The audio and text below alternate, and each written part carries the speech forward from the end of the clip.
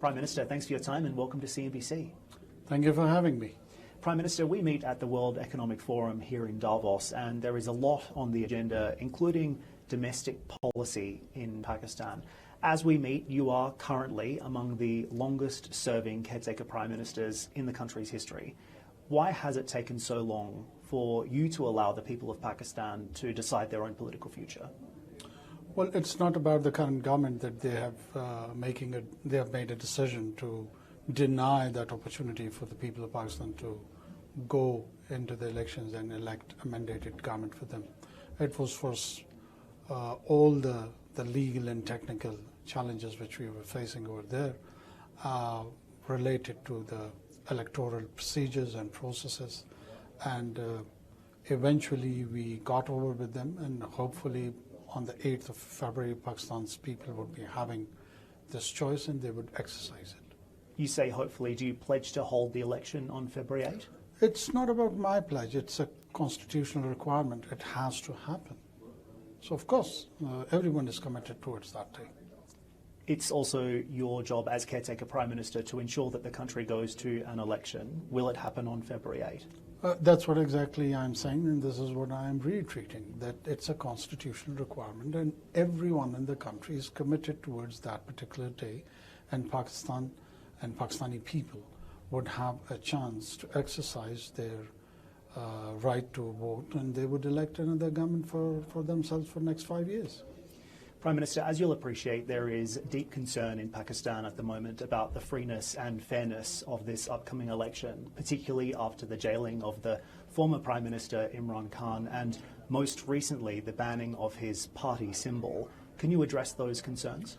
Well, the fairness and the freeness are always subjective matters, and Pakistan is a transitional democracy, and in the whole of the region, and particularly in the South Asia, Eastern Europe to an extent, and a few other regions also.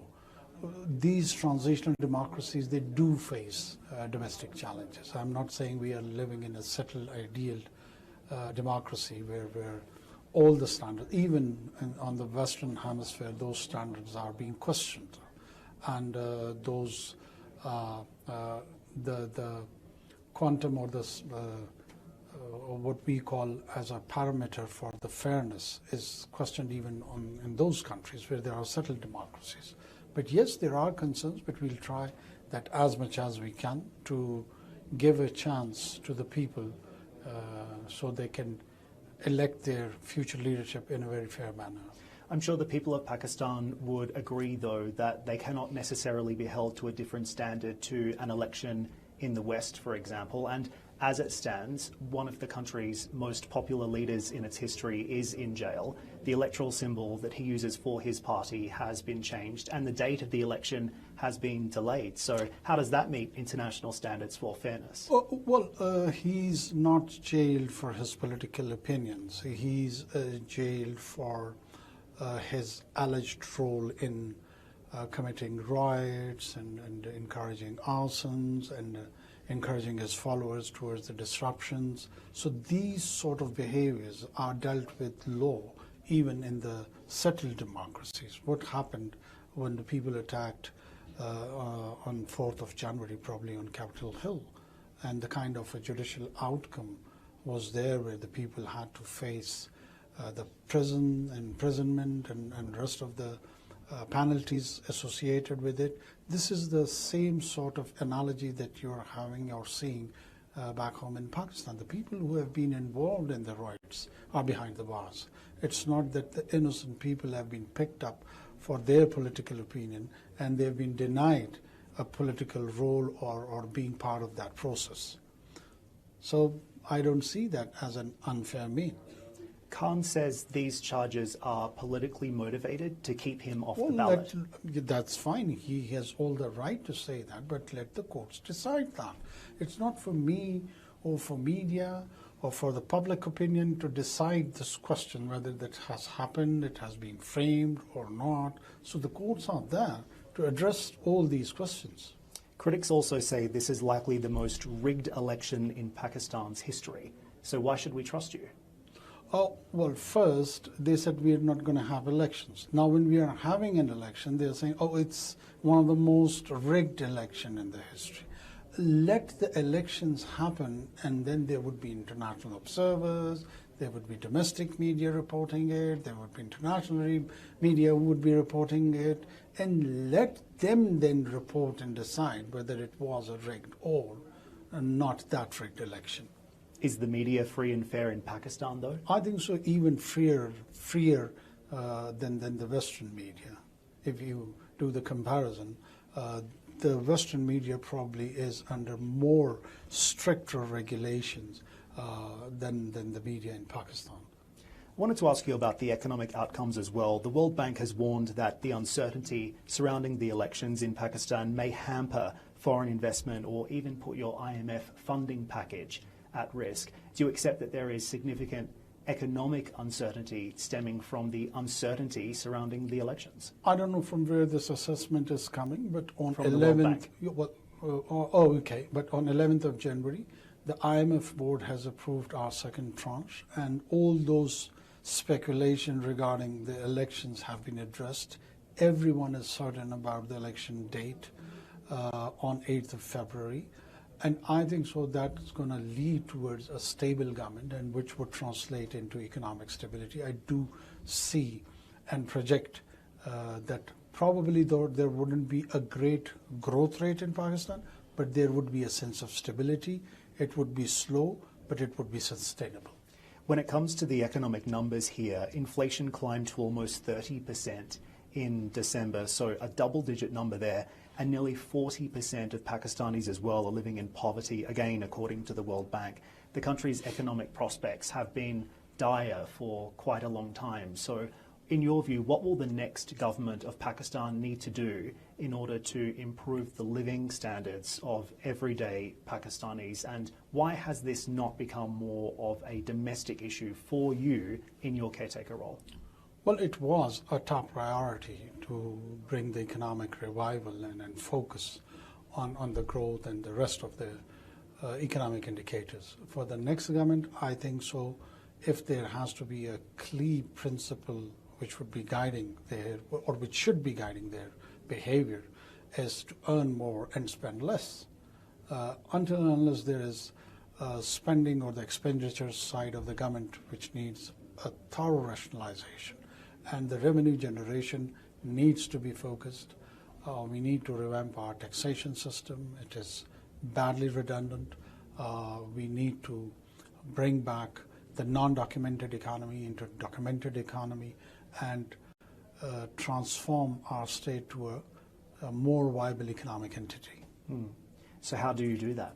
Well, we would be publishing our white paper, what we did in last 4 to 5 months.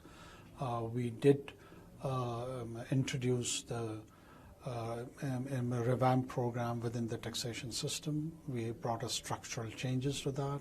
That's going to pass through the cabinet probably by the end of the month, and it would be in place as policy.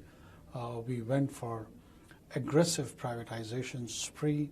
We cut a few of the government expenditures at the federal level. We are trying to talk to the provinces also, so they can also rationalize their spending. So there were many areas in which the caretaker government did focus and did deliver. On the issue of foreign policy and security, and in particular domestic security, Pakistan has seen a very sharp rise in terrorist suicide attacks. You have said recently that that was because of the Taliban's return to power in Afghanistan after the US withdrawal in 2021. Do you blame the Biden administration for that? No, I do not blame anyone for anything. It is the situation and the circumstance in which we are living. And we did foresee that there would be implications for Pakistan when the US and NATO withdrawal would happen. And that's why Pakistan was advocating for a responsible withdrawal. But at the same time, we do appreciate and see the perspective of the Western Hemisphere, the US and the rest of its allies. When they were in rush to leave the region, they had their own priorities. They wanted to focus in the other regions of the globe, and they wanted to focus on Indo-Pacific, on the rise of China, and a war on Ukraine, and now recently the crisis in the Middle East. So Afghanistan was an abandoned project for them. But for us, it had a real-time, tangible implications, and particularly the gadgets which were given to the Afghan Republic Army and which unfortunately were sold into the black market has been transferred to all these non-state actors, and they are challenging it within our region. And my prediction is that it will have implications for the larger Middle East also. Can you expand on what those implications may be? Well, they would be selling it to all non-actors who are present here in the region, in the black market for the money, until and unless there is no broad-based policy to discourage all such non-state actors wherever they exist as illegitimate, and their activities, be it economic activity or their other enterprises, should be eliminated or curtailed at best. Is the region doing enough to respond to those security concerns that you're outlining? And if not, what would you like to see? I think so. At the moment, we are on our own and we are responding to that challenge.